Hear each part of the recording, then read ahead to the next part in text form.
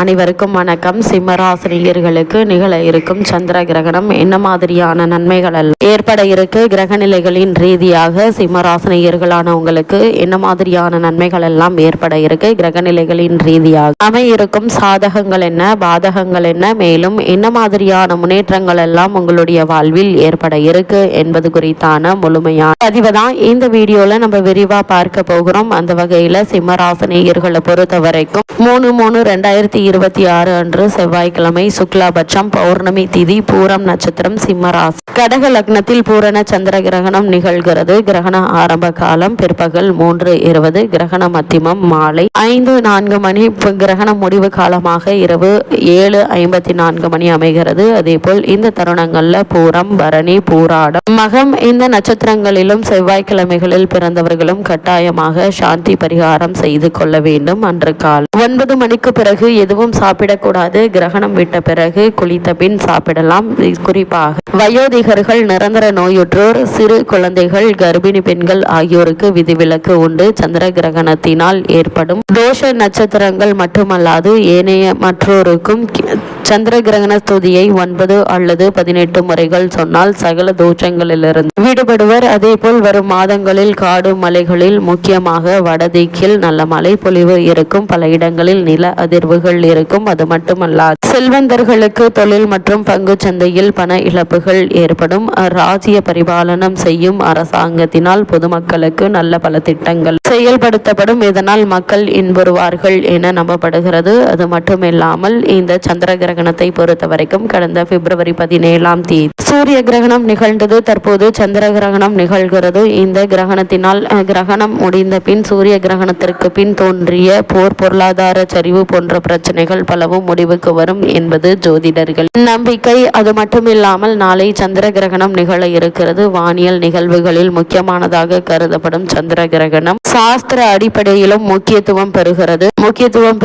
குறிப்பாக நவகிரகங்கள்ல ராகுவும் கேதுவும் சாயா கிரகங்கள் அல்லது நிழல் கிரகங்கள் என்று சொல்லப்படுகின்றன. சூரியன், சந்திரன் ஆகியன ராகுவோடும் கேதுவோடும் இணைந்திருக்கும் காலத்தில் கிரகணங்கள் தோன்றும். சூரியன், சந்திரன் ஆகியன ராகுவுடன் இணைந்திருந்தால் சூரிய கிரகணமும், சந்திரனுடன் கேதுவோடும் சூரியன் ராகுவோடும் இருந்தால் சந்திர கிரகணம் தோன்றும் என்பதை நாம் பஞ்சாங்கத்தின் மூலம் ஜோதிடர்கள் பல ஆயிரம் ஆண்டுகளுக்கு முன்பாகவே கணித்திருக்கிறார்கள். அதாவது அமாவாசை நாளில் சூரிய கிரகணமும் பௌர்ணமி நாளில் சந்திர கிரகணமும் தோன்றும். அந்த வகையில் நாளை சந்திர கிரகணம் நிகழ இருக்கிறது. நாளை பௌர்ணமி மாலை 5:52 மணிக்கு நிகழ உள்ளது. இந்த நேரத்தில் சந்திரன் கேதுவுடன் இணைந்திருக்கிறார். ராகுவுடன் சூரியன், செவ்வாய், புதன், சுக்கிரன் ஆகியோர் இணைந்திருக்கிறார்கள். இப்படிப்பட்ட கிரக சேர்க்கை மிகவும் அபூர்வமானது. சூரியன் ராகுவோடு இருக்கும் காலத்தில் கிரகணங்கள் வந்தால் அரசாங்கம், போர் போன்ற விளைவுகள் உண்டாகும் என்பது நம்பிக்கை. அந்த வகையில் கடந்த பிப்ரவரி 17ஆம் தேதி சூரிய கிரகணம் நிகழ்ந்தது. தற்போது சந்திர கிரகணம் நிகழ்கிறது. இந்த கிரகணம் முடிந்த பின் சூரிய கிரகணத்திற்கு பின் தோன்றிய போர், பொருளாதார சரிவு போன்ற பிரச்சனைகள் பல முடிவுக்கு வரும் என்பது ஜோதிடர்களின் நம்பிக்கை. அந்த வகையில் நாளைய சந்திர கிரகணம் முக்கியத்துவம் பெறுகிறது. நாளை பிற்பகல் 3:20 மணிக்கு கிரகணம் ஆரம்பித்து இரவு 7:53 வரை நிகழ்கிறது. இந்த கிரகணம் இந்தியாவில் தெரியும்.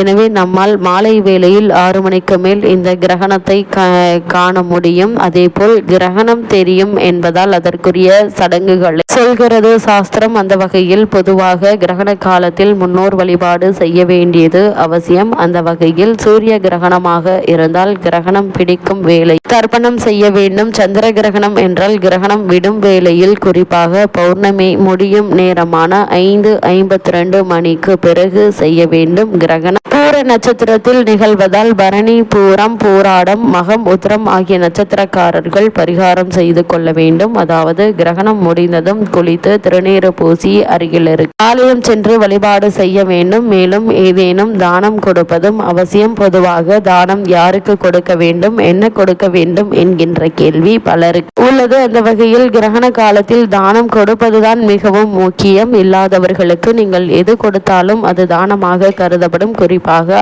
ஆடை பணம் என ஏழைகளுக்கு தானம் செய்ய பன்மடங்கு நற்பலன்கள் பெருகும். அருகில் இருக்கும் ஆலயங்களுக்கு தனியாக தானியங்கள் மட்டை தேங்காய் ஆகியன தானம் செய்தால் மிகுந்த நற்பலன்கள் உண்டாகும். கிரகண வேளையில் மந்திர ஜபம் செய்வது விசேஷம். ஒரு முறை மந்திரம் ஜபித்தால் பல ஆயிரம் முறை ஜபித்த பலன் கிடைக்கும். மந்திர ஸ்துதியாகும். மந்திர உபதேசம் பெறவும் இந்த கிரகண காலம் உகந்தது. கிரகண வேளையில் இறைவனின் நாமத்தை உச்சரித்து கொண்டு சோஸ்திரங்களை பாராயணம் செய்து கொண்டும் இருப்பது சிறப்பு. அதேபோல் இந்த ஸ்லோகத்தை ஒரு காகிதத்தில் எழுதி கையில் வைத்து கொள்ள வேண்டும். குறைந்தபட்சம் 3 முறை இதை சொல்ல வேண்டும். 8 திசைகளையும் ஆளும் தெய்வங்களை போற்றும் இந்த ஸ்லோகத்தை சொன்னால் நமக்கு தோஷங்களால் உண்டாவது கிரக தோஷங்கள் உண்டாகாது என்பது நம்பிக்கை. அந்த வகையில் சிம்மராசினியர்களுக்கு இந்த சந்திர கிரகணம் நிகழக்கூடிய இத்தருணங்கள்ல மிக முக்கிய கிரகம் என்று சொல்லக்கூடிய சுக்கிரன் உச்சம் பெறுகிறார். இதுவரை உங்களுடைய ராசிக்கு 7ஆம் இடத்தில் சஞ்சரித்து வந்த சுக்கிரன் 8ஆம் இடமான ஆயுள் ஸ்தானத்திற்கு வரப்போகிறார். அது மட்டுமில்லாமல் அங்கு உச்சம் பெற்றும் சஞ்சரிக்க போகிறார். உங்களுடைய ராசி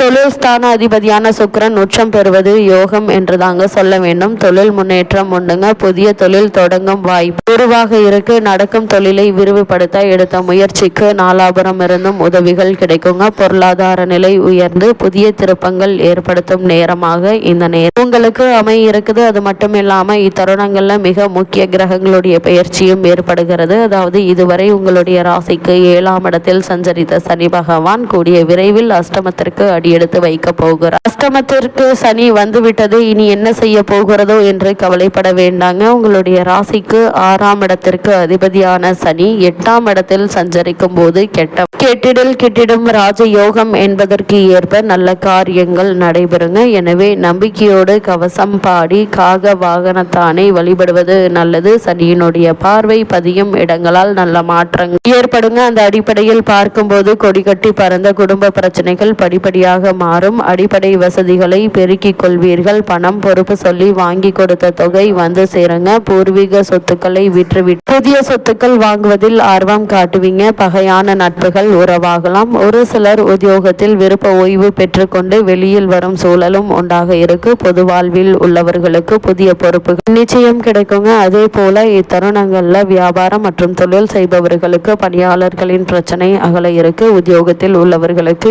ஏற்றுக்கொள்ளக்கூடிய மாற்றம் வருங்க. கலைஞர்களுக்கு எதிர்பார்ப்புகள் நிறைவேறக்கூடிய ஒரு தருணம் இத்தருணம் அமைஞ்சிருக்குதுங்க. மாணவ மாணவிகளுக்கு ஆசிரியர்களுடைய ஆதரவால் படிப்பில் நல்ல ஒரு முன்னேற்றம் உண்டுங்க. பெண்களுக்கு கவலை அகலும். அதே போல் காரிய வெற்றி உண்டு என்பதால் அதற்கான முயற்சிகளை மேற்கொள்வது மிக மிக அவசியங்க. எடுத்தோம் கௌதம் என தடாலடியாக எந்த ஒரு முயற்சிகளையும் மேற்கொள்ளாமல் பொறுமையாக நிதானமாக நீங்கள் யோசித்து சிந்தித்து செயலாற்றுவது அவசியம். இடமாற்றம் உங்களுக்கு இனிமை தரும் விதத்தில் இருக்குதுங்க. அந்த வகையில் சிம்மராசினியர்களுக்கு இந்த சந்திர கிரகணம் நிகழக்கூடிய இத்தருணங்கள்ல கிரகநிலைகளின் ரீதியாக கூறப்படும் பரிகாரம் என்ன என்று பார்க்கும்போது வீட்டிற்கு அருகாமையுள்ள திருக்கோவிலுக்கு சென்று தானம் செய்யுங்கள். அதே போல் முன்னோர்களுக்கு திதி தர்ப்பணம் கொடுத்து வழிபடுங்க. எண்ணற்ற நன்மைகள் உங்களுடைய வாழ்வில் நிச்சயம் ஏற்படும்.